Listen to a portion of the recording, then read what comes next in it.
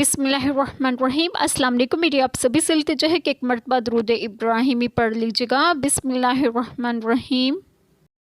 اللہم صلی علی محمد وعلی آل محمد کما صلیت علی ابراہیم وعلی آل ابراہیم انک حمید مجید۔ اللہم بارک علی محمد وعلی آل محمد کما بارکت علی ابراہیم وعلی آل ابراہیم انک حمید مجید۔ بسم اللہ الرحمن الرحیم۔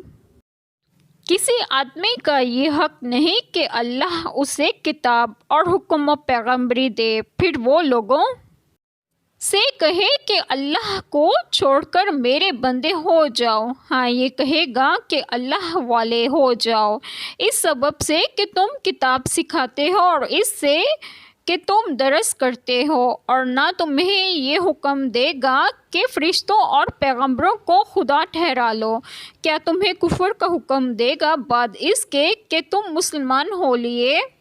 بسم اللہ الرحمن الرحیم۔ آج جو بات آپ لوگوں سے ڈسکس کروں گی وہ یہ ہے کہ اللہ تعالیٰ کمال علم و عمل عطا فرمائے اور گناہوں سے معصوم کرے، اور اللہ تعالیٰ کو چھوڑ کر میرے بندے ہو جاؤ، یہ انبیاء کرام سے ناممکن ہے، اور ان کی طرف ایسی نسبت بہتان ہے۔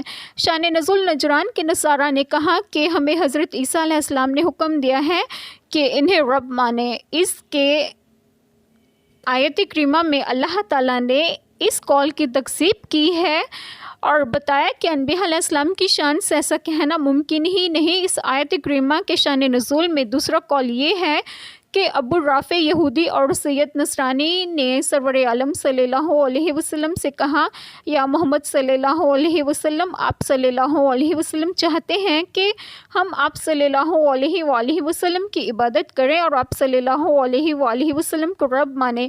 آپ صلی اللہ علیہ وسلم نے فرمایا، اللہ تعالیٰ کی پناہ کہ میں غیر اللہ کا حکم کروں، نہ مجھے اللہ تعالیٰ نے اس کا حکم دیا، نہ مجھے اس لیے بھیجا۔ ربانی کے معنی علم زکیہ اور علم بعمل اور نہایت دیانت دار کے ہیں۔ اس سے ثابت ہوا کہ علم و تعلیم کا ثمرہ یہ ہونا چاہیے کہ آدمی اللہ والا ہو جائے، جس کے علم سے یہ فائدہ نہ ہو اس کا علم ضائع اور بیکار ہے۔ اللہ تعالی ہم سب کے تمام گناہوں کو معاف فرمائے اور ہمیں صراط مستقیم کی راہ پر گامزن کریں، اور آپ سب کو آپ کے گھروں میں خوش و خرم رکھیں اور صحت و تندرستگی بھی دیں۔ آمین۔ جزاک اللہ خیر۔